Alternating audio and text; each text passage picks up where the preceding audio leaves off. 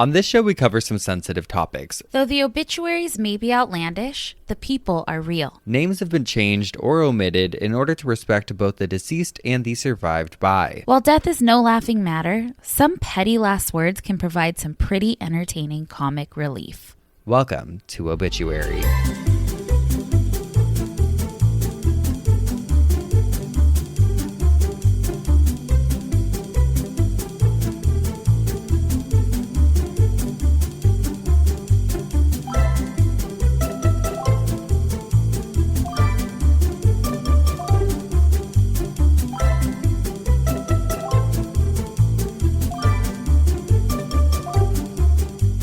Welcome back to Obituary. I'm Spencer Henry. And I'm Madison Reyes. Well, howdy, howdy, howdy. Howdy, partner. How is it going? It is going. It's moving. It's shaking. The whole town is talking about it.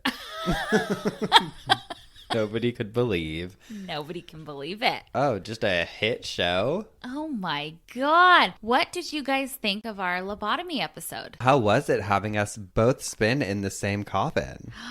I loved it. It was fun. Really fun. We don't get to do anything together often. Pre-recording. Yeah. We briefly, you were like, oh, I'll cover like what it is. And I was like, all right, I'll tell some stories about it. And that was kind of it. And it just worked. Oh, that Rosemary Kennedy just gives me chills every time I think about it. Have not stopped thinking about it. I stumbled upon this article and it's from the National Park Service, like a government website. And it says, for many years, the American public knew little about the eldest Kennedy daughter, Rosemary. Her life inspired her family members to take up work for people with intellectual and physical disabilities. It's basically an article about her life. I was actually looking it up this morning because I was actually looking for her obituary because I wanted to see what it said, but then I ended up on this funeral thing, and on the flyer for her actual funeral, they put a quote of hers that I think is actually really cute. It says, "The Sachs man thinks I'm the best looking of all the Kennedys." Ooh. And they have like a cute picture of her on top. I think this was like, you know, at funerals, they'll give out like the program with like the agenda or whatever. And it's just a cute picture of her in black and white, wearing a fedora, smoking a cigarette. Just love her. Wow. Also, you guys will be listening to this when our cult leader episode comes out. Speaking of things we got to work on together, yes, I'm so excited. Madison's going to be on a cult leader episode. Yes, listen in, guys. Well, tune in. It's going to be a little demonic. Ooh, but that's all we'll say. No, I am really excited because we did the Jane Mansfield episode together, and it's just the perfect way to do this next one. So excited. So excited. Other exciting things. We have a live show coming up. August 4th. Irvine Improv. Be there or be square. I keep getting so excited because I see people on like Twitter or Instagram messaging. I was like, I got my tickets. Oh, I know. Oh my God. Like, what is wrong with you? Why do you want to see us? Yeah. You want to see this? No, it's going to be so much fun. I'm so excited. We're going to really sit down. I mean, we're already planning a lot of things, but we're going to like fine tune it all. It's just going to be great. We're just going to sit down and that's and it. Never stand up again. Never standing. Okay, wait, I have to say, we didn't talk about this last week, but I loved seeing everybody's hot takes on the funeral potatoes. People went wild. There's so many variations, from people using spinach and artichoke dip instead of sour cream, crushed up Doritos instead of cornflakes. Oh, I saw top. Ritz crackers. Ritz crackers is a really popular one. A lot of the recipes that I saw used Ritz crackers, but it was between that and cornflakes, and I was like, I just feel like the cornflakes would give it more of a crisp. Yeah, that layer. Little crunch. Oh, baby. I'm willing and ready to try any and all funeral potatoes. Me too. Sign us up. I was also laughing because there's so many names for them. And then, of course, there always has to be some people that are like, that's not what they're called. They're not called that. And I'm like, oh my God. Okay, well, they are. So, bye. Yeah, sorry. I responded to people. And I was like, okay, well, that is what they're called. Oh my God. I would personally really love to try the Shout Hallelujah potato salad. Not the Southern Living recipe, I'll tell you that. If you guys got a good one, send it over. I know, because that one was just disrespectful. Oh my God, people were pissed. I love it. You want to know something that would make me fucking pissed? What? If my loved one's body was exhumed and they weren't supposed to be. Hey, I hate it when that happens. Don't you just hate that? Oh, it's the worst. I have a little listener email. Read it. About that, and it also kind of goes with my coffin spinner today. This just came in literally 30 minutes ago, and I had other things prepared, and I'm like, no, gotta do this because this is just perfect. Oh, it's that good? It's that good. This is from Lindsay. She says, hey there, Spencer and Madison. I'll also give love to Doris and Desi and Hot Dog. No leaving anyone out since you never know when you know. As I was waiting for the podcast to show up, East Coast time is much faster than West Coast time, and I got an alert from our local news, and I just had to share. I wondered what the fuck would I think or what would I do if I was in the investigator's shoes? Feel free to use my first name. Love you. She sends this article, and it's wild. It's from Eyewitness News 3. It says, cold case investigators exhume wrong body at Hamden Cemetery. Police along the shoreline are looking to use DNA to crack a nearly 50-year-old case. They first need to recover the victim's body after digging up the wrong one on Wednesday at Hamden Cemetery. Police say the issue is this case goes back decades and the cemetery records they have aren't that great. There are many graves that are unmarked. Inside the old cemetery, the grass is high and some of the tombstones date back centuries. It must be one of those maxed out cemeteries. Uh-huh. We know about those. Doors are closed, babe. Closed for business. It's one you can't see that investigators are trying to uncover. We're going off of basically a handwritten drawing of the cemetery and of plots, and what we're finding is that there are large amounts of unmarked graves and there are a large amount of people who weren't necessarily documented on our records buried in our area. East Haven police said back in August of 1975, a woman's body was found in a ditch off Frontage Road in the location where the CarMax is today. She had been strangled. Throughout the years, several generations of detectives investigated the case, but we were never able to identify her. We were never able to lock in on a definite suspect. So anyway, they go on and they dig up the wrong body. It says 47 years is a long time to wonder what happened to your loved one, and there's somebody out there that wants some sense of closure, and it's our hope that we're able to bring that sense of closure to our victim's family. So they have to go back and re-put the one woman in the ground and try to find the other. I would be so mad if that was my family member. I'd be mad if I were the person. Yeah, oh my God. What are you doing? 6 feet under. They're like, excuse me.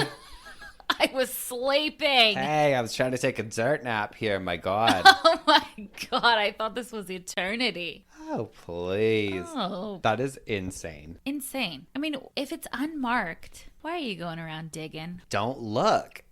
Do not look. This isn't hide and seek. No. This is real life. Real fuckers. Life. I haven't stopped thinking about that foot.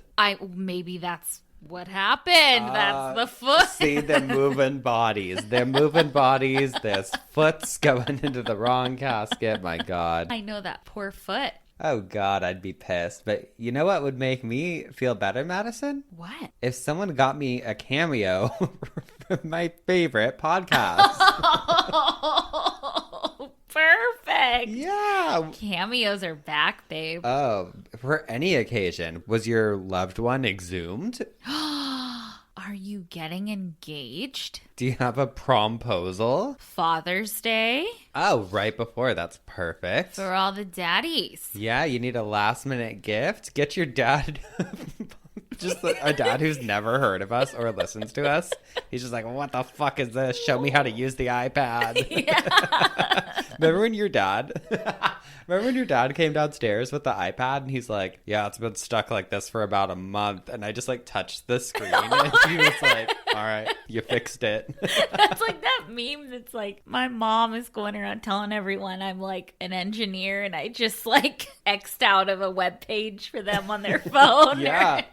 Truly geniuses. But yes, so you may have noticed I have been gone a lot, as you guys know, lately. So we've been having to pause our cameos. But we are back up and running, stronger than ever. So Oh my God. hit us up. Hit us up. We're motivational speakers. We are. Everyone always says how motivational we are. We've had a few of them now where people will ask people to be bridesmaids. Love it. And I think that's a cute way to do it. I do too. We'll also talk shit. If you want to send an angry cameo, feel free. Oh, like to an enemy. Yeah, send a cameo to an enemy. Oh, well. We start getting just all these awful reviews. Death threats. I've never listened to them, but Fuck them. they're assholes. Oh my God. I look straight up out of the 80s today. You are rocking, I told you it was like showgirl hair today. Yeah, I went to bed. Well, we talked about this, how we are procrastinators. Mm-hmm. We always get things done, but there are just some days where you will do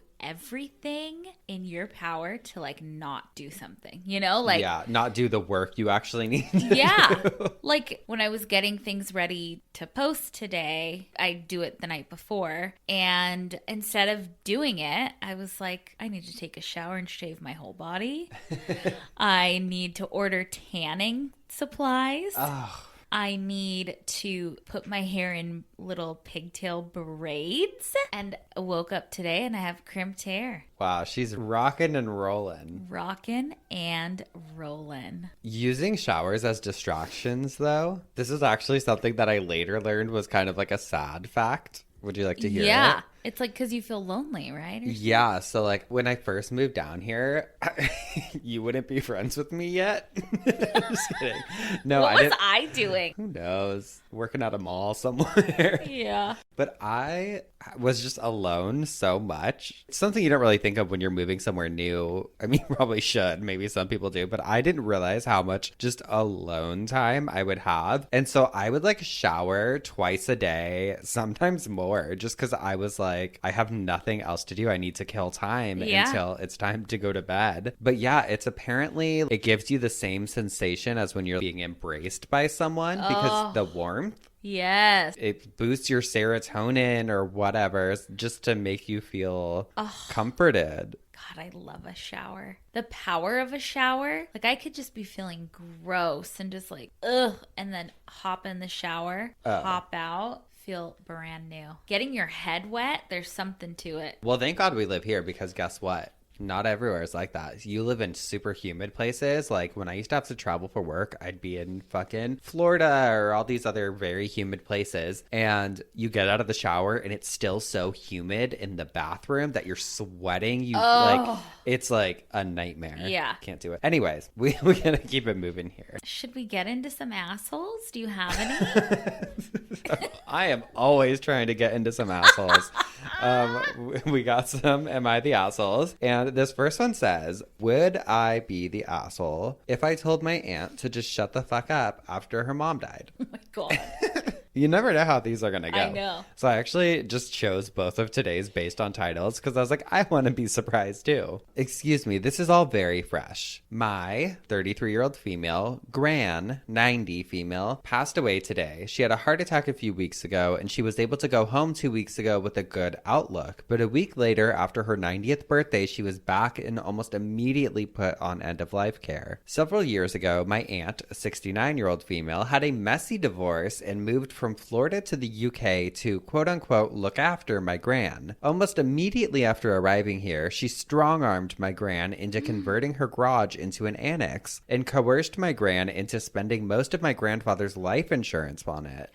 My aunt also became my grandmother's carer and cashed in on the benefits without lifting a finger for my gran the whole time. Everyone knew my gran's biggest fear was losing her memory, as we watched my grandpa fade away from Alzheimer's just years before. But my aunt would mock and would tell her that she was forgetting things daily. For a 90-year-old, my gran had an excellent memory, except when my aunt was making her doubt herself. Over the years, we all did our best to see our gran, but my aunt was controlling my grandmother's will, estate, and end-of-life life choices, with the exception of my other aunt, a 66-year-old female who has some control of those things, but my aunt over here would regularly block visits, events, or even phone calls. Ugh, creepy. What a bitch. What a bitch. Let me make something very clear. My aunt has always been vocal about disliking my gran and her plans for the money. She's quite frankly a bit of a sociopath. During my gran's hospital stay before she went to end of life, my aunt was the only visitor allowed. She still made it clear that she was only there so she could tie up any loose ends while my gran was alive. Any one of us would have killed for that visitation. Today at 3 p.m. she passed. My aunt was there. She sent videos to my mom and the other aunt of my gran, unconscious, writhing in pain, gurgling with every breath, and crying. What? Like death rattle. Yeah. They were mortified. An hour later, she was messaging them asking how to split the bill for the funeral, who wants a death certificate, and said she wants a cremation despite my gran wanting to be next to my granddad. She said she wasn't going to waste a perfectly good coffin and told them everything is going to auction so she can have the money to move, and if we wanted anything, we would have to pay. We don't want valuable material things. We'd just like to take home something that holds memory, but no, we have to pay. What? Next Monday, my mother and brother are going to my gran's house to make sure the important things are spirited away so the people my gran verbally specified can have them in the guise of helping pack for the auction. I asked my mom if I can help as there are toys from my childhood I'd like to find, and she asked if I'd be able to hold my tongue if my aunt starts being callous about my grandma, and I said, I don't know. So, would I be the asshole if I tell my aunt to shut the fuck up if she disrespects my gran or demands money while I'm there, or should I not go on this occasion? Oh, tell that bitch to shut the fuck up. Okay, so she was voted the asshole. Why? I don't know because I didn't save the comments, but she did post an edit that said, you're all right. While I might not necessarily be an asshole for telling my aunt off, so people definitely agreed with that, I would be the asshole by doing it during a crucial time trying to get things in order and potentially damage the efforts to prevent my aunt from doing further damage by getting rid of all our memories. That's true. True. You gotta hold her close. Get everything done. Yep. And then you can tell her to fuck off. Fuck off. I'd also upset my mom, and unlike my aunt, she is truly grieving her mother. On the advice of some of you, I'll suggest my other aunt see if there's any way to block her from emptying the house just yet. But your aunt is definitely an asshole. I wonder if there's like any wills or trusts or anything set up. I bet the aunt just fucking went through all of it with her. And just like manipulated her into... Oh. Horrible. Horrible. Elder abuse is such a serious issue, and people do not talk about it enough. It's terrible. Horrible. Oh my God. In all different forms. Like maybe she wasn't putting hands on her, but... Manipulating her is gaslighting abusive. her. Yep. Wow. Ugh. Horrible. Oh, we're sorry you're going through that. Yes. We know about fucked up family members. Oh, we do. This next one says, would I be the asshole for refusing to buy a tombstone unless I was credited for it? Okay. We'll hear him out. We'll yeah. hear you out. It says, my brother passed away 4 months ago and was under government assistance / benefits. The fact that you're pointing that out, though, in the first sentence, I'm like, where's this going? How it works here when someone on welfare passes is the government will pay for the funeral, and that's really it. The cheapest plain plywood casket, no choice of plot. The plot is rented for 10 years, then presumably exhumed and reused. I'm not 100% on this, but there's no plaque, no tombstone, and this has wrought a lot of depression on his wife, who cannot afford these luxuries. His wife said that she was starting a fundraiser to, at the very least, pay for the tombstone. It's $2,000. Months later, she has gathered only $300 towards a tombstone, and she's all but given up. I wasn't aware of any of this. I thought she had already bought it, but she doesn't really keep in touch with me. After hearing this, I told her I would pay the remainder. Since then, she has made comments online that due to her friends, she can finally get a tombstone. Bullshit. Almost none of their friends donated any substantial amount. She can just say online that it was his brother. She then tries to compromise and suggest that she announce an anonymous donor. I don't want to be anonymous. If she's going to be announcing it to the world, I want it to be known that I was the one who paid for it. My brother and I never really got along, and prior to his passing, we were no contact for 6 years, with sometimes a little contact between his wife and I. Bad things have happened in the past between us, and my best guess is he mouthed off about me to his circle of friends, and his wife doesn't want to distort the narrative that he's concocted. Would I be the asshole for having a condition on paying the remainder of the tombstone? I want everyone to know I was the one who paid for it, or else I don't want to pay for it. Oh, wow. Okay, when I first heard it, I thought he meant credited as in like monetary, like repaid? No, he wants everyone to know that he paid for it. Okay. Oh, I get that feeling of like, I don't know. Nope. Yeah, absolutely no. not. Just be classy. You don't need anybody to know. There's nothing grosser. It's like those people that fucking make videos tipping waitresses $1,000 and film them crying. Oh, it's like, I hate that. Why do you need that credit? Right. You're doing it for all the wrong reasons. Either don't do it. Right. Or do it and be classy about it. Right. I agree. What was he voted? An asshole. Yeah. People agree. Even just the way he wrote it, though, seems very pompous. I want everybody to know. I need everyone to know that I paid the money because my brother couldn't afford it. Oh, God. Yeah. Well, let's see. Yeah, there's probably a reason you guys didn't talk for so long. Mm-hmm. Yep. Sounds like an asshole. I mean, yes. Yeah. Please. Well, I'm up first this week. You got a little side action for us? Oh my gosh, I have a side bitch. I just love this woman. It's a self-written obituary and it is hilarious. Let's call her Jean. It goes, I was born, I lived, I died. I hate to admit it, but evidently I died. I guess after all these years, God finally figured out where to put me. I should have known the end was near after I had to be in room 20 in the emergency room. I hate even numbers. I'm leaving behind a hell of a lot of stuff Casey and Melissa will have to get rid of. So if you're looking for random crap, you should wait the appropriate amount of time and get in touch with them. But this is not the time to talk about what I may or may not have bought from JCPenney Outlet or TJ Maxx. This is about me. I was born on September 7th, 1925 in blah, blah, blah. The daughter of a wonderful and beautiful woman and a son of a bitch man. Oh. I lived most of my life in Columbus, Ohio, but had a few stints in West Virginia, New York, Nevada, and California. My husband died before me, and I will be missed by my favorite daughter, my adorable and favorite granddaughter, and her conservative husband, and by those two amazing grandbabies I am very proud of. I will miss my special friendship with Mary. We had so much fun over the years. I will miss my friends at Charrington Place and hosting Party Central on Friday nights. I'll miss everyone at Trillium, especially those I played cards with. Thank you, everyone, for all you did for me. To Shirley, hell, what can I say? We saw it all, did it all, and had a ball. Thank you for putting up with all my shit. You are my oldest friend, and I loved every minute we had together. I will always remember when my mom and I tormented my daughter's suitors, crazy fun times at Buckeye Lake, on Strawberry and Gears, gardening, modeling, being crafty, and shopping. Anytime I spent dancing with the baby, listening to good music, playing blackjack and the crazy game, playing any card game with my husband. I loved the smell of lavender, drinking hot coffee, teaching my granddaughter dirty songs, telling jokes and stories from the bad old days, cooking and eating, hosting huge holiday meals, baking cookies and cakes, including one that takes 4 days. I had hilarious and memorable adventures to Florida, Washington, D.C., Vegas, Alaska, Hawaii, Mexico, Australia, Europe, the Panama Canal, and Canada.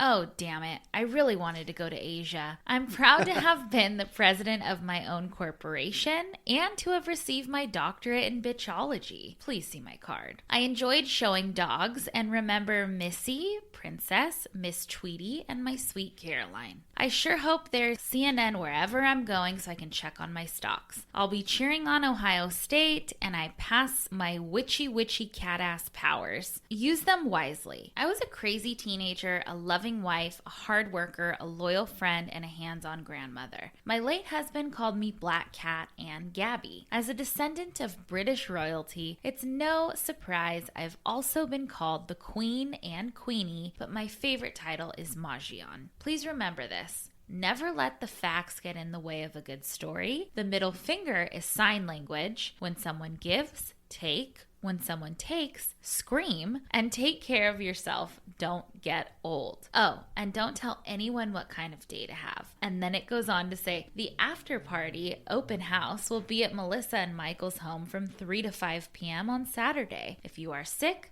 don't bother to come. I might be dead, but I still don't want your germs.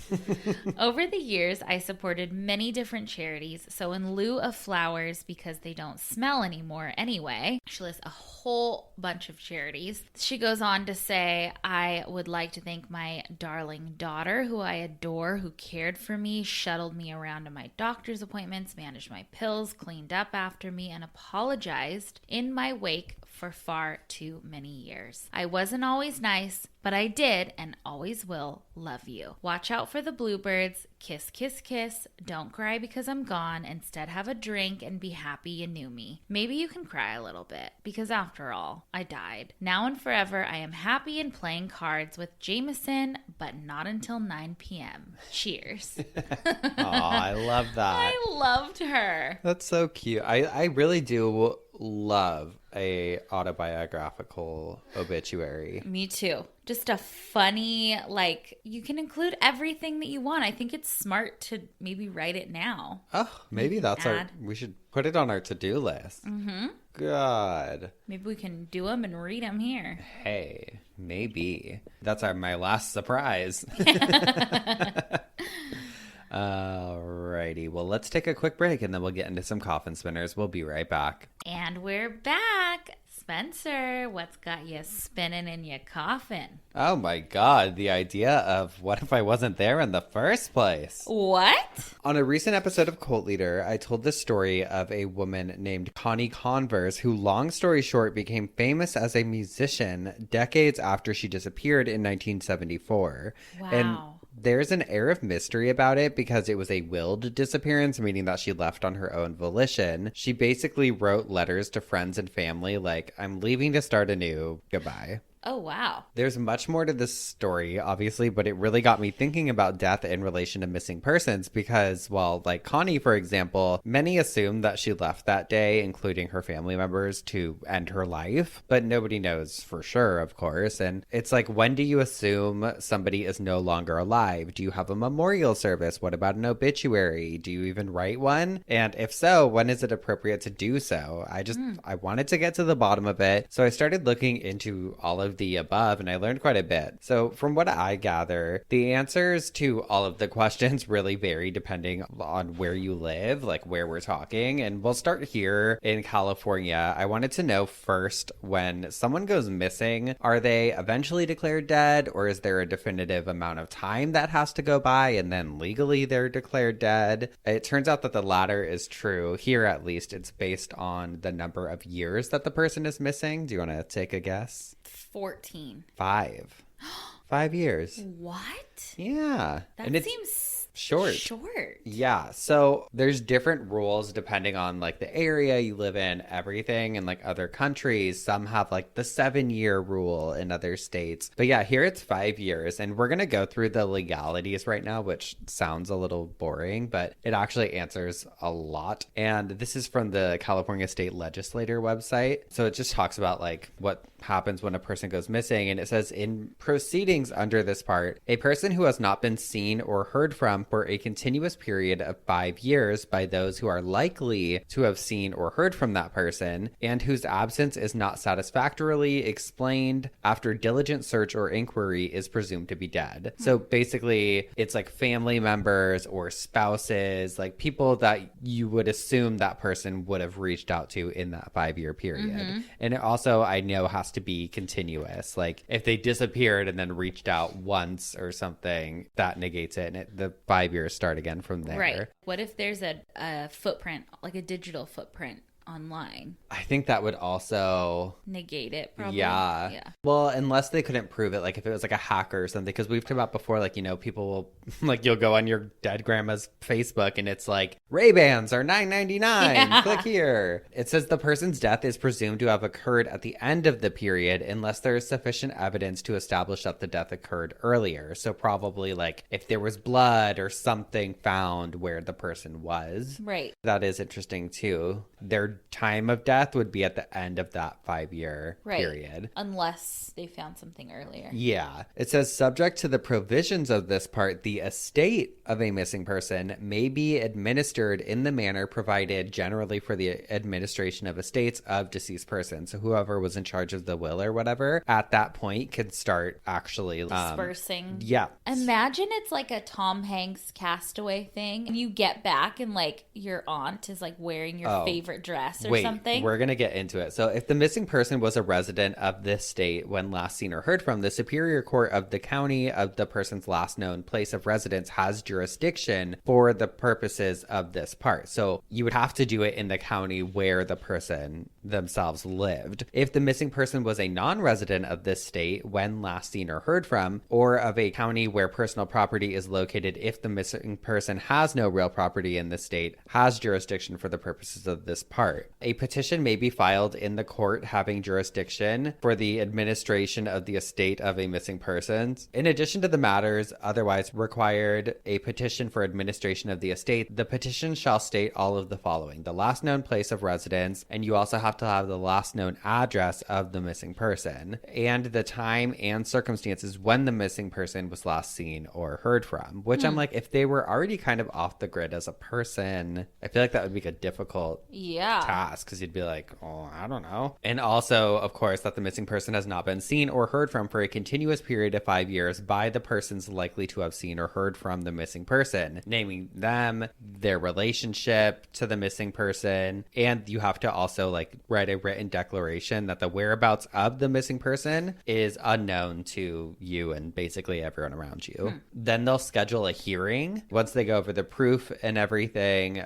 then they can start with like the administration of the estate of the decedent. Missing persons' stories always make me, they're just so crazy to me. Oh, wild.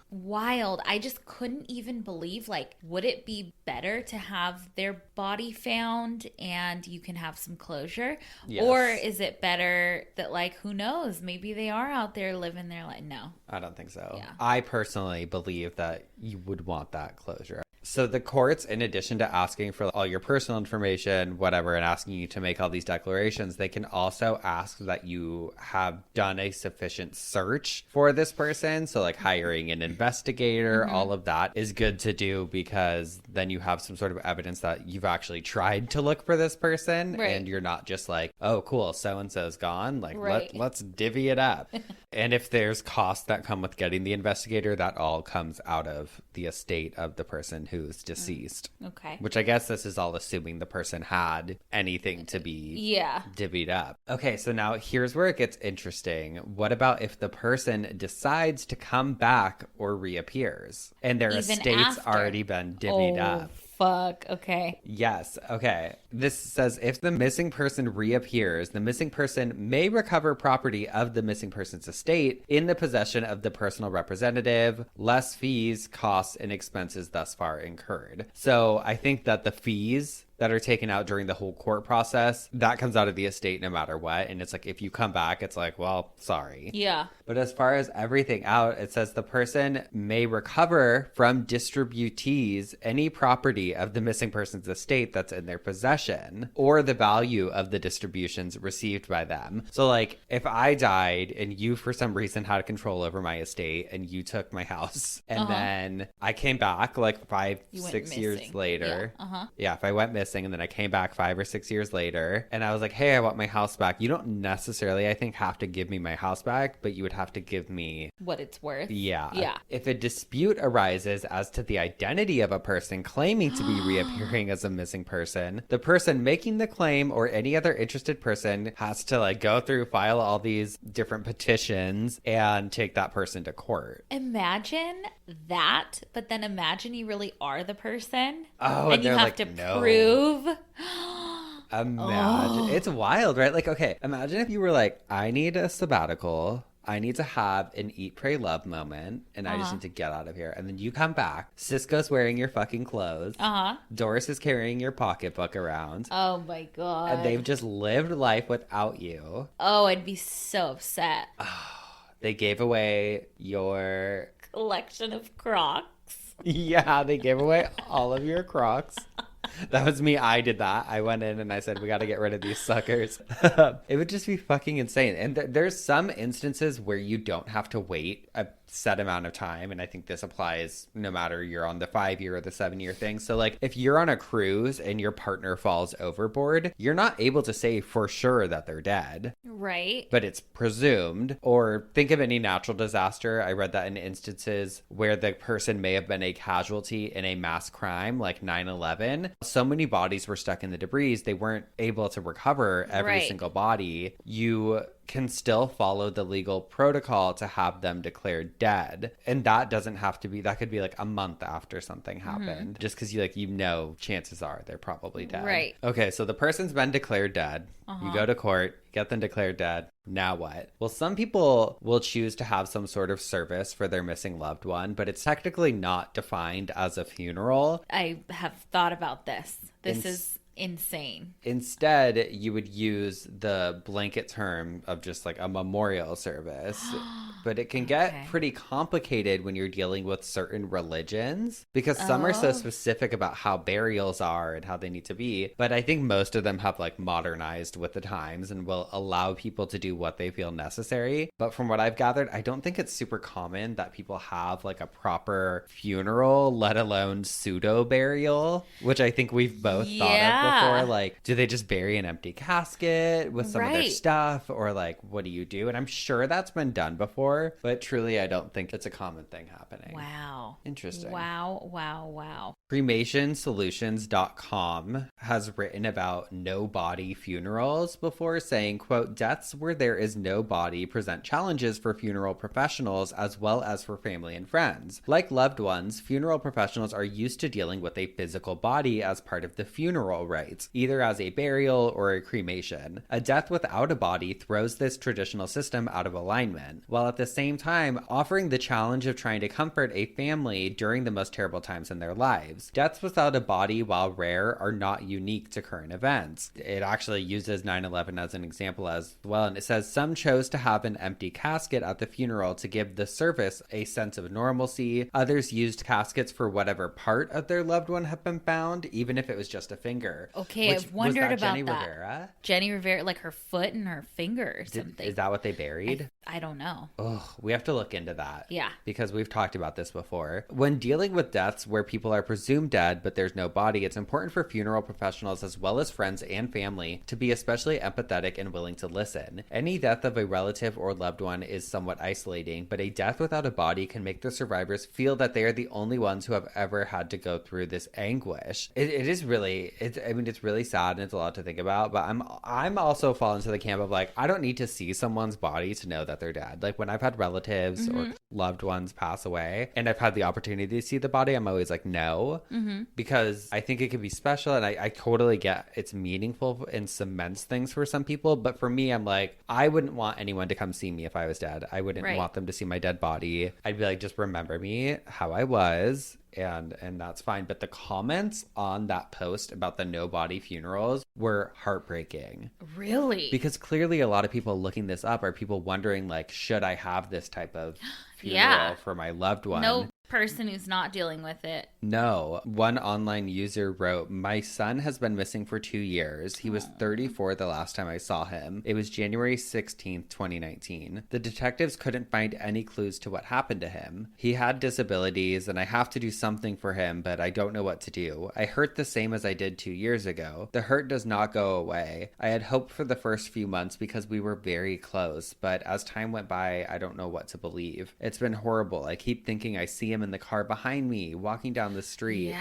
I have stopped so many people thinking it was him. Oh my God. Not knowing where he is or what happened to him is honestly killing me. My heart hurts so bad. Should I have a memorial for him? Oh my God. I can't even imagine the pain of that. But that's like when I'm thinking like, when you're like, is it better to have hope that they're out there alive or just know? I'm like, I think it's better to just know. Just know, because chances are probably. Yeah. But yeah, just like Is he going to walk in the door any second? Or am I going to get a phone call that they found it? Like, it's horrible. But then, I mean, you also hear about things like JC Dugard, who was kept captive in a backyard for 18 years and eventually came back home, or all of these kidnapping victims who were brought back. But like, yeah, I mean, it's just, I feel like in order to move on, I would need to be like, I need to believe that this person is no longer with us. Right. Or you're just stuck in that loop. Well, another commenter said, my son has been gone for 18 months and he just disappeared. The police have no clues as to what happened to him. He did have mental problems along with drug use. It's very hard not knowing. I've gone to mediums and one says he's alive and one says he died. Oh. I want to have a celebration of life. Do you think I should do it now? And it's like, oh my God. Oh my God. Horrible. And I'm also like, fuck anyone that takes advantage of people in those situations. Oh, there's people out there that do. A lot. I mean, a lot of people go to mediums or psychics or whatever when they're feeling like I want to connect with my loved one who passed or whatever. Ugh. God, it's terrible. I mean, I'm certainly no stranger to grief. I've done my grieving, but I cannot imagine what it's like to have just that unanswered question. Yeah. Pauline Boss, who's an expert on the subject, wrote a book called Loss, Trauma, and Resilience: Therapeutic Work with Ambiguous Loss. And in it, she has 6 guidelines on how to live with ambiguous loss. The first says finding meaning. This can be finding a purpose in your life, such as raising your children well, doing your job, or helping others. It can be a way of honoring the person who's missing. And then it says, adjust your sense of mastery and control. Certain cultures have too much mastery, and so they're absolutely stunned by having missing persons. I'm thinking of New York City. Very competent, mastery-oriented people. Sydney might be that way too. You may become very anxious and have feelings of anxiousness when you can't solve a problem. So in that case, you have to lower your sense of mastery. Let go of wanting control of everything. So I just wanted to read some excerpts on what she said, and a lot of it is just like, basically all it comes down to is hope when you're in that situation, because what else can you really do? Her whole thing, and I think what a lot of people say about ambiguous loss, is to just carry on as if you're honoring the memory of that person versus allowing your mind to constantly just wander. I think it's almost saying like, accept that you probably will not see them again and just live your life in a way that honors that person. God. I did want to end by getting to some obituaries for people that are missing, but unfortunately it seems like people don't really write obituaries for too hard for the people that have gone missing or disappeared. Yeah. I found some obituaries for relatives or parents of missing loved ones that will mention the disappearance in them somewhere, but none for the actual missing person themselves, which I guess makes sense if you think of it like, I guess obituaries are technically to notify you of someone's death, and if you don't have that, then what do you do? So it was actually like a very interesting look into, I mean, it's all this shit you don't really think of unless you're in that situation. Right. So. Oh, I think that's the most terrible feeling, probably. I can't imagine. Oh, especially, I mean, you and I are like, we need things pretty black and white. We need that sense of control. And I can't even imagine. No. Cannot even imagine. Horrible. So sorry if any of you have ever been through that or a similar situation. Or going through it, yeah. It's heartbreaking. God. So. Oh my God. Should we take a break?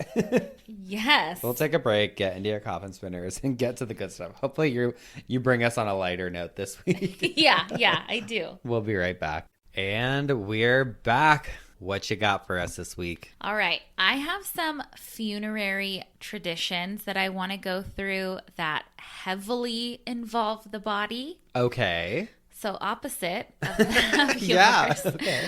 And also heavily rely on exhuming of bodies. Why is exhuming such a hot topic for this episode? Such a hot topic. Ugh. Exhume me? Perfect. So there are so many incredible funerary rituals and traditions throughout the world, and a lot of them that I have been researching really like solidify how fucking scared we are as Americans, or in like westernized civilizations, how scared we are of a dead body. Oh, It's weird, right? I mean, we've talked about it even from Victorian times till now. It's like they were so casual about that. That's like, oh, Gina died. Let's throw her on the table. We'll get her by Wednesday. Right. And we're like, oh no, I can't touch this urn. Yeah. There's ashes in it. Right. Or Oh, we have please. this viewing and it's like just feels... Save Wow. the dramatics, my God. Save the dramatics. And even if the dead body belongs to like your mom or dad or grandparent, it's still like, okay, we buried him. I'm not going to go looking for him after, Yeah. right? There are a lot of fascinating cultures that keep a body in the home after death for a number of months, and ones that revisit the dead by exhuming them. Okay, I see where you're going with this. Today I'm going to talk about only 2, but there are at least 4 more that I want to dive into, but they deserve way more time. The first one, I love this one. I think it's cool. It's called Famadihana. Okay, wait, did you talk about this on the Patreon? Yes, that's why I'm smiling. Okay, I thought you were just having delusions again. No, I touched on it super briefly on Patreon, and I actually like dove headfirst into it this week, and I'm so happy that I did. It's also referred to as the turning of the bones. Yes, I'm so excited. It is Madagascar's Day of the Dead, where you literally dance with the dead. We watched something on this. Do you remember? Yeah. I feel like we watched a National Geographic thing on this Yeah. before. There's a ton of like on YouTube. I was watching them for hours this week because I hope you used your ExpressVPN, baby. I did. You're like, how to exhume a body? Oh my God. I'm not an expert on any of these places, Geoffs, so just bear with me. But there are many different tribes on the island of Madagascar. What I have read and can sum up is that the Malagasy people have pretty similar beliefs when it comes to their ancestors and life and death.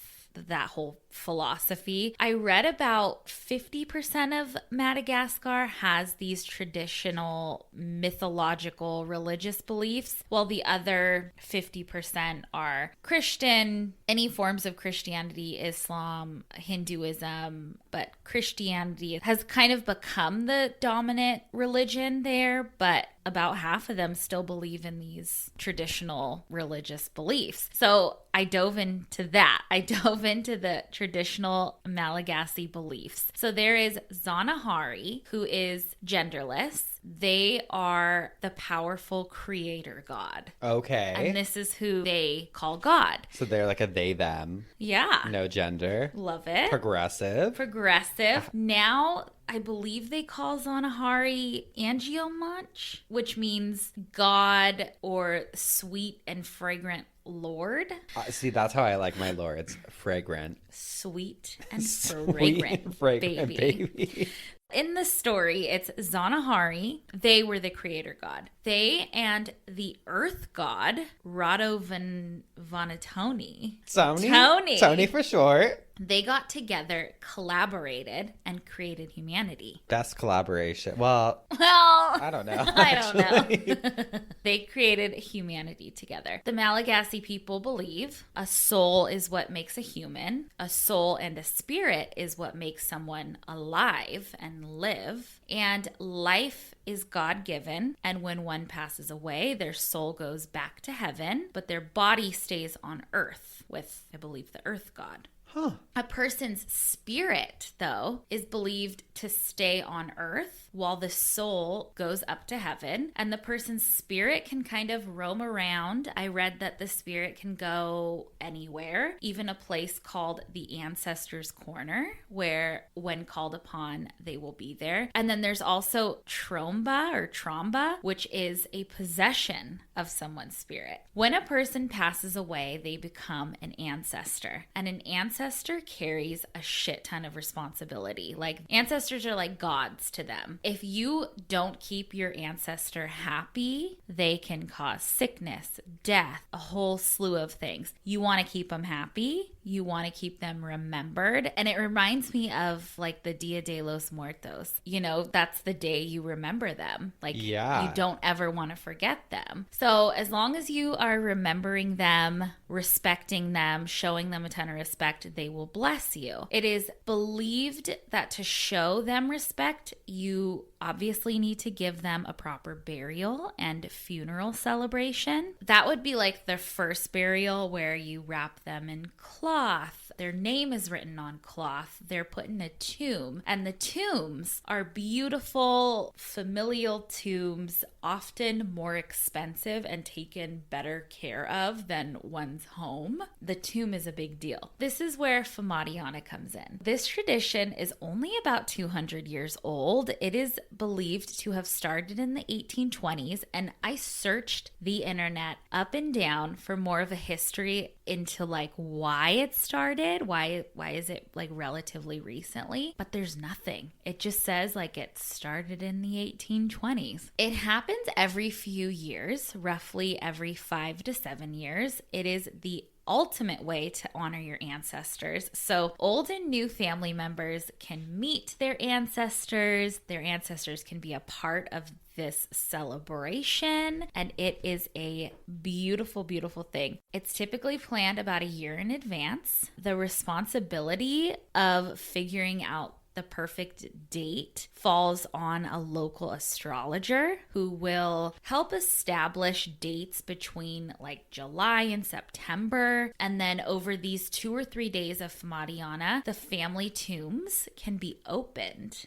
What it basically Famadihana is like a huge celebration. You sing and dance. There's no crying. It's all just joyous. You dance to the tombs, crack the tombs open, and you pull out every body that's in there. You rewrap them in new shrouds. You leave offerings and gifts, and then you pick up the body, put it over your head, and you dance with that body. You party with that body. It is crazy. I remember watching the video about it, and it was like a documentary. It was simultaneously beautiful because you can appreciate that it's in their culture. It's what they do. But then there's also this like other side of you that has been raised to be like, that is something that we are so unfamiliar with. And it's not like a judgment, especially coming from me. No, it's like a holy shit, they just picked up this decayed corpse, right, and are spinning it around, dancing with it, holding overhead. hands. And I'm like, oh my god, aren't you nervous that they're just gonna like, I'd be scared. I'd be like it's a mannequin, like its hands gonna just fall off or something. My god. Well, I think it's still wrapped up. Like you see people like dancing with it wrapped up. Some when they were pulling them out though, or was that something else? There's something else. Maybe I'm combining things. I know the turning of the bones. I've watched something on this, but I mean, we've seen a lot of death, so I'll wait. Keep going.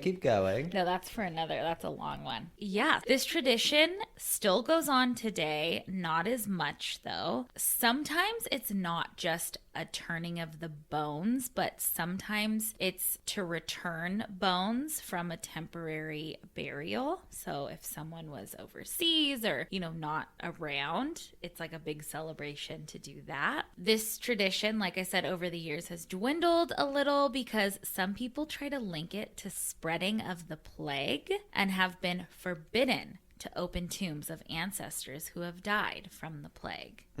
But I just think I'll link a video, or maybe I'll post a video for you guys. It's I'm like, are we so allowed cool. to? I know, I don't know if we're allowed to. Okay, we're gonna do it, but don't fucking report it. Don't report it. But it's really cool. It's really just like, I don't know, my little niece has never met my grandma. I would love for them to meet. Come on, kid, you're gonna meet Come grandma. I just think it's really cool. And it's again that like, no crying here. We are partying. And it's a days long just feast. See, that's why I like every other culture, though, because fucking here, it's like such like a somber thing when it's like you have like Dia de los Muertos and stuff where it's like, let's fucking celebrate. Let's have an altar in our home and like give Embrace offerings. it. Yeah. The one other one that I think is pretty wild, not to be rude. Come on, we're just saying how beautiful it is. What is it? It's a skull burial. Have you ever heard of this? No. All right. So this takes place in the Republic of Kiribati. It's an island country in the Pacific Ocean. They gained their independence from the United Kingdom in 1979. So they are their own island. Oh, they Brexited before the Brexit. Exactly. But Christianity is, again, the major religion there, which kind of puts a stop to a lot of these traditional burials. But I do believe some still go on. So most of their burial traditions follow Christian customs introduced by pagans. But when a loved one dies, their body is laid in their home or a loved one's home for a few days. I've read it can be 3 days. I've also read it can be up to 12 days. Oh, no. The length of time depended on like a person's social status. Okay. But again, same with Famadihana, there's no embalming happening. No. Okay? Because of that, there's going to be smells. Things falling off. Sure. A whole bunch of things. Bloat, everything. Because it can start to smell, they will put sweet smelling flowers into the loved one's mouth, their nose, their ears. Oh my God. Who did this? Fucking Pope Formosus's doctor? Yeah. He's like rubbing essential oils. Look, but it looks pretty. Well, yeah, the flowers are much prettier. Right? They also burn leaves to mask the smell. Like they'll burn them close to the body. When skin starts to fall off, they'll peel it off and they'll, I read, place it in a coconut. Cool. Okay.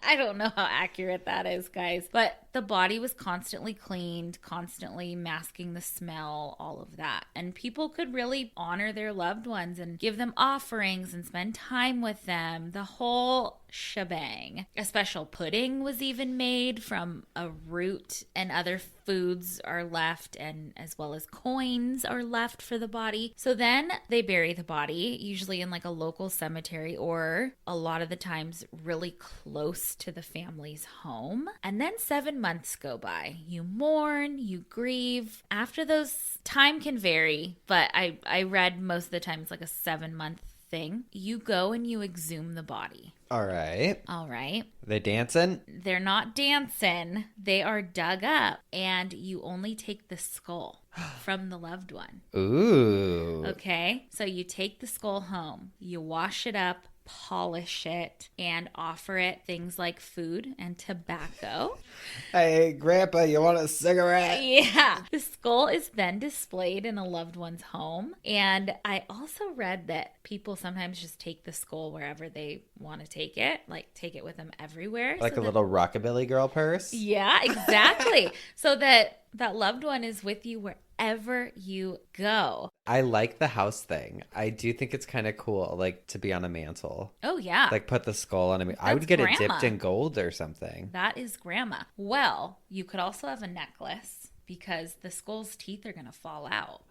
Sure. So when the skull's teeth fall out, they make a beautiful necklace. It honestly looks like little puka shells. I'll post a picture. It's cute. Cool. It's really cute. And then sometimes, but not all the time, they need supplies to make fishing rods, fishing hooks, that kind of thing. So they go back to the loved one's grave, pick up their bones, and use them for things. Hey, listen, get I your think use. it's cool. Yeah. It's like, if someone kills a whale, which we don't want that to happen, but like, I know some like indigenous people use every single part of that We whale. used to back in the day. Yeah. They used to make like candles and all this shit out of the whale fat. Right. Everything. So it's like, well, these are the most fucking green people. Take your mushroom burial and shove it because These people know how to do it. What I keep thinking about is with the skulls, like when they go to get them out, I'm like, okay, first of all, like popping it off. But second, do you have to like push out the eyes and all that? I know. Like, We have to clean it up. That's the kind of shit that I think about. I'm not like, oh yeah, you have the skull. Now what? I'm like, the before. What'd you have to do? Yeah.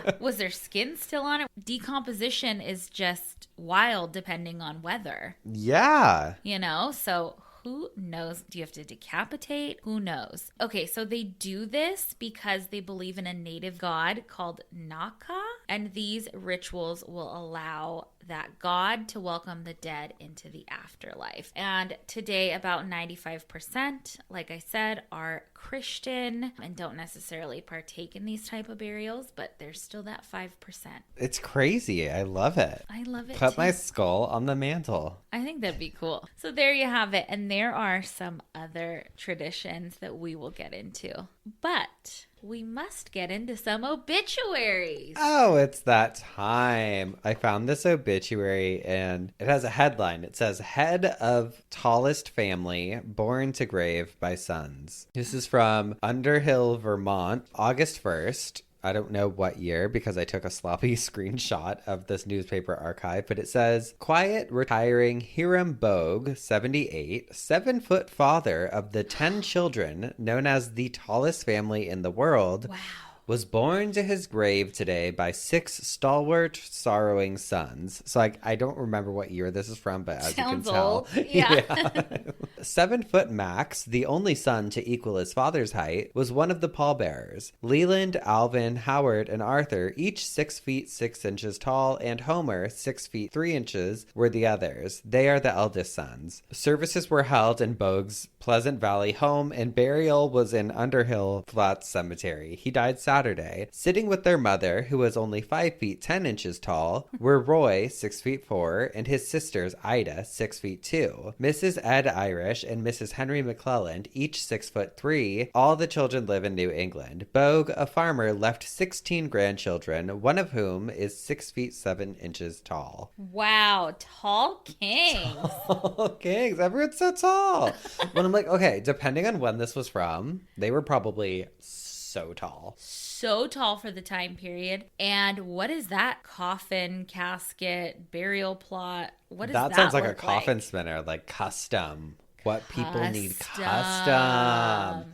Or they're just like, just snap the legs back. That's why you don't see the feet, because they're up by his fucking ears. ass.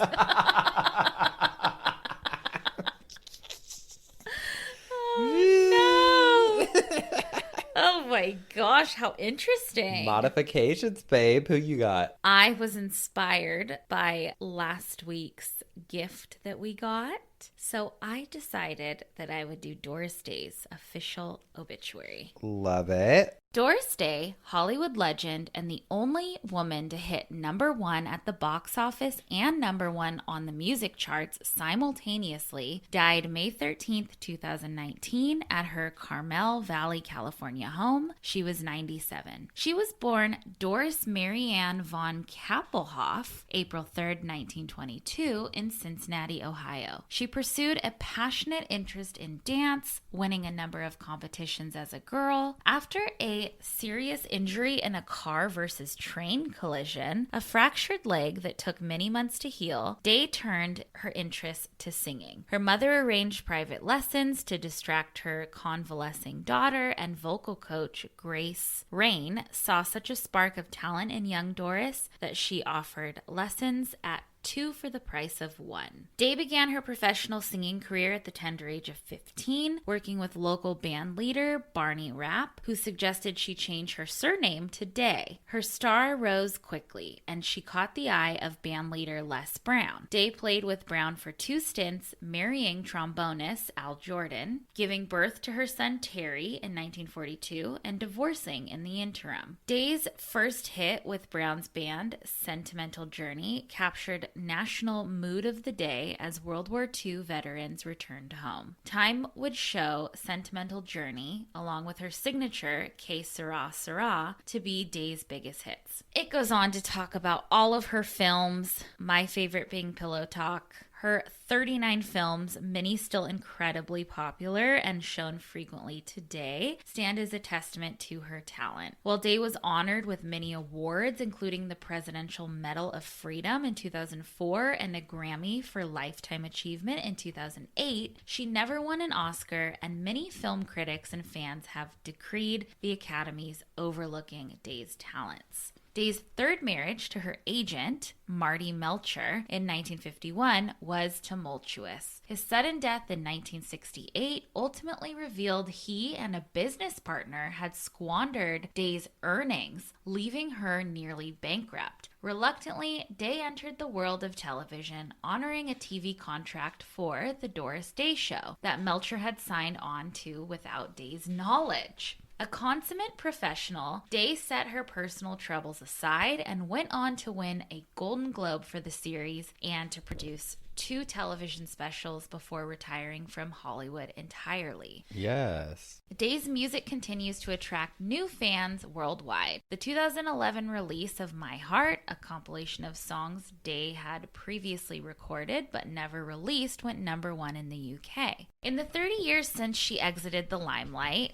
and this is why I love her, Day has focused her energies on the Doris Day Animal Foundation and the Doris Day Animal League. The latter is now run by the Humane Society of the U.S. Day's lifelong compassion for and kinship with animals compelled her to fight animal testing and to advocate for spay-neuter education and outreach programs in the U.S. Her Spay Day program, which began on a local level, has gone international in recent years, with World Spay Day providing thousands of free or reduced cost spay and neuter surgeries in 75 countries. The Doris Day Animal Foundation continues to provide support to smaller rescue organizations nationwide, with a special focus on those assisting senior pets. Doris's wishes were that she have no funeral or memorial service and no grave marker. Friends and fans wishing to remember Doris Day are encouraged to visit dorisdayanimalfoundation.org. In this, they don't say this either, but they have a whole, remember we were going to go, but we had our live show, our first live show last October. They do like a National Poodle Day in Carmel. Oh, yeah. Every year because of her. And she's also like a huge reason why animals are allowed to stay in hotels. Like you're allowed to bring your dog to a hotel, or dog-friendly hotels, was her doing. Love it. Love it. Love it. Love her. Your favorite's Pillow Talk. My favorite would be The Man Who Knew Too Much. Love it. Love an Alfred Hitchcock moment. One of my favorite movies in the world is Rear Window. Me too. God, I love that movie. So good. I rewatched it recently. It was randomly Doris isn't in that. No, but I was just thinking of like thrillers from that time, and that's my favorite. I love the whole setup. Like, I love the whole apartment complex thing. I just love that movie. Well, what made me think of it was the movie Doris Day was in was called The Man Who Knew Too Much. Mm-hmm. It reminds me of the woman who was in the window across the street from that show. Oh, yeah. But then, which is like a play on Rear Window. Yeah, yeah. Then that was my train of thought. Oh my gosh, welcome to our film class. Had to dumb it down for you, but speaking of dumb, I think it's time for some dumb ass criminals. Mine comes from Longwood, Florida. Longwood. Let's see it. Yeah. Okay. This is from this year. According to the Local 10 news station, Danya Shea Glennie, 42, of Longwood, Florida, was arrested on Monday, April 18th, and is now facing felony charges from an incident that happened at her wedding on February 19th. Scandal. What happened? Picture this. There's about 30 to 40 guests at the wedding. Outside of Orlando, some of the guests are having issues such as heart racing. Others are feeling very nauseous, very dizzy. And it's because all of the guests at her wedding were drugged. What? Glassware and food collected from the party was tested by detectives. And they found that of the dishes and drinks being served at the wedding, the beer, lasagna, and pudding shot desserts all tested positive for THC. Several guests needed to be taken to the hospital for no. treatment. And I'm laughing, it's horrible, but I mean, that's so fucked up to do. That is so fucked but up. I'm laughing because it's like, I mean, out of everything, it's weed. Like, you're just like... Yeah, but your just great Aunt high. Nellie, who's 95, is tripping balls. Aunt Nellie was loving it. You know who wasn't loving it? Who? Was fucking Jim. Cousin Jim, who's like always just a buzzkill. Just a buzzkill. Just pissed. 4-year-old nephew, Ivan was cutting it up on the dance floor. Oh, he was. Oh, he was my God. Goofing. Well, I'm hoping it was like a no children allowed wedding, which I think a lot of weddings are. Yeah. Charges include tampering, culpable negligence, and delivery of marijuana. But get this. Joycelyn Montrenice Bryant, 31, who catered the wedding, is facing the same charges because her company, Jocelyn's Southern Chicken, she agreed. The caterer knew that she was going to be lacing the food and everything with marijuana. And they didn't tell anybody. They didn't tell anyone. Oh my God. I'm just like, what? Okay, like, what made you think that was okay to do? What the fuck? Like, what if people that? are pregnant? I mean, I don't think weed really does anything. There's but like drug interactions with certain medications. Yeah. Sober. You just fucked up someone's sobriety. Ugh. Wow. Bitch. Fuck you. Dumbass. We'll call him a Dumbass dumbass. bitch. Yeah. Oh, Madison's Oh, pissed. sorry. She's like, what if there was a dog there? Because Yeah. they were allowed at the hotel and then they ate the weed. Oh, your dogs need some THC, I'll tell you that. Oh, God. I would cry. Oh, I gave them Like CBD? it's for pets, like the little bites. Uh-huh. Oh my God, I almost held a mirror to their nose to make sure they were breathing every 5 minutes. Oh, they were probably just chilling, but Need it. scared me. Well, Desi's actually very chill. Desi's chill. Doris, wild I child. love her so much, but that girl she's like major cheerleader energy. Yeah. Yeah, a mile a minute. Never stops. Yeah, never stops. Well, I'm looking for something, and that's your dumbass criminal who you got. Okay, well, we were sent this from a Geoff named Derica. She wrote, death, murder, and a dumbass criminal all in one. Oh. And I feel like it's an ironic story. So she sent over an article from News Center, Maine, and it has to do with a man who killed a woman, buried her, and then something happened. What happened? South Carolina deputies. Man dies while burying woman he strangled.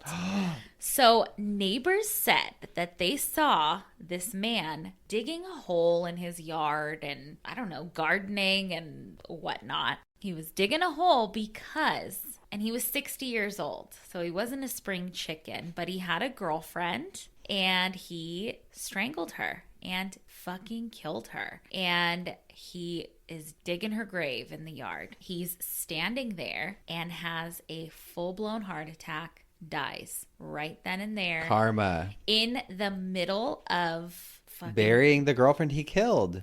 covering up this murder. Oh. He dies right then and there. Deputies, I guess, found her body wrapped in trash bags and a fresh hole that was dug, and it was her. He killed her. That's some like TV shit. That's like some Desperate Housewives shit. Yes. Like a season finale, like he's burying the victim and then bam, dies on top of her. And you're like, what? Yeah. Chills.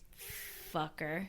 Wild. Wow. Well, I guess you got what you deserved, dumbass. Yeah. You got caught. You died right there in the front yard. Oh, embarrassing. Embarrassing. You can't even get away with it. Oh my God. you just die. But I love stories like that. That's like, Oh, it's the best. you just The got what irony. you deserve. The irony, babe. We love it, and we love you guys. And if you love us, you can stay up to date by following along online at Obituary Pod. You can order a cameo from us. Remember Father's Day. And even send us things to Spencer and Henry and Madison Mr. Eyes, P.O. Box 18149, Long Beach, California 90807. And we'll see you next week for some more coffin spinners, obituaries, and dumb ass criminals. That felt like such a clean exit. I know. Oh my God. Okay, goodbye. Goodbye.